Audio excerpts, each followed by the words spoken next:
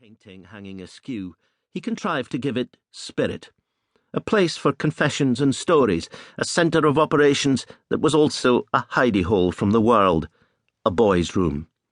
Freddie was a joker who rationed the high seriousness in his life and made a stand against office tedium in the hope of keeping the flame of good humour burning.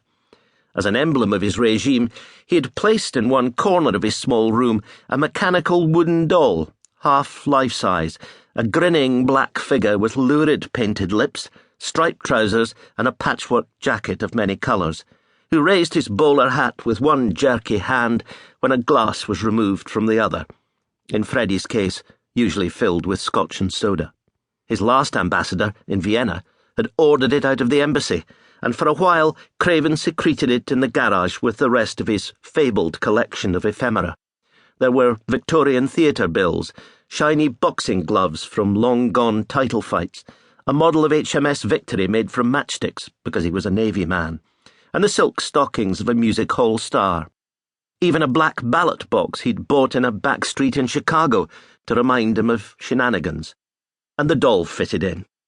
He'd brought it out of retirement for the entertainment of his boys in Paris because they understood his need for the absurd. Taste didn't come into it. Freddie Craven never wanted to forget the ludicrous things he'd known, sometimes the ones he'd done. He'd spotted the doll in a small-town auction in North Carolina and knew that someday it would be a grotesque antique. So he took it home, and it still made him smile. Flemyng had been picked up. The young man whom Craven had steered through his first secret forays in the streets of Berlin and Vienna had a quick eye and precociously the tender touch of a veteran. He would handle the contact delicately.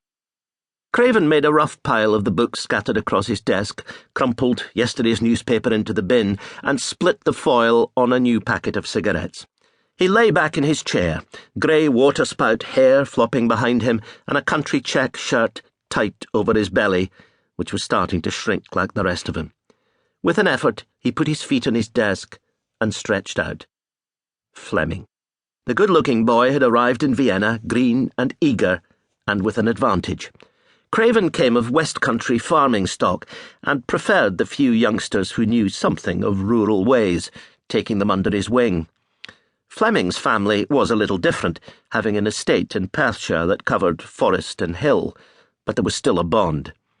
Even as he felt the shadow of illness coming on, Craven found in Flemyng a listener and an outlet for old enthusiasms lived out on the front line, and often in the darkness beyond. They would talk for long nights, Flemyng drinking from the well of stories that Freddie wanted to pass on before they disappeared with him and became folklore. And it was on the orders of Freddie in Vienna that Flemyng had taken to the lanes behind St. Stephen's Cathedral on a November night 5 years before and crawled back to the embassy, slashed from neck to right breast with a knife wound that nearly killed him. Craven was coughing when Flemyng knocked on his door a few minutes later and took a moment to recover. "Apologies, my boy. One of my bad days, I can tell." He smiled. "I'm sorry, Freddie. Water?"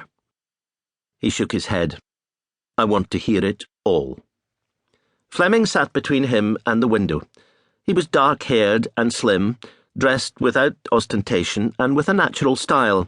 His shoes were polished, but his hair cut longer than anyone in the embassy except Craven, who was past all that. On this morning, his shirt was white and his tie a soft green. The jacket of his grey suit hung over the chair, and he put his hands behind his head. "I was spoken to. On the metro." "Did you get on at your usual station?" "Yes, Rue de Bac, at my regular time." "A man?" Flemyng said, "East German, pretty sure. Not Russian, anyway." We spoke in English. He mentioned the Leipzig orchestra and wondered if we'd encountered each other before, maybe at a party after a concert. I said no, which was true, and that was all. "But more than enough," said Craven, who promised to get an up-to-date book of photographs from the library so that they could look for a match. "Did you get the feeling that he wanted a meeting?" "No doubt of it," Flemyng said. There was hardly any pretense. Craven was making circles with both hands on the desk, tracing patterns on the leather.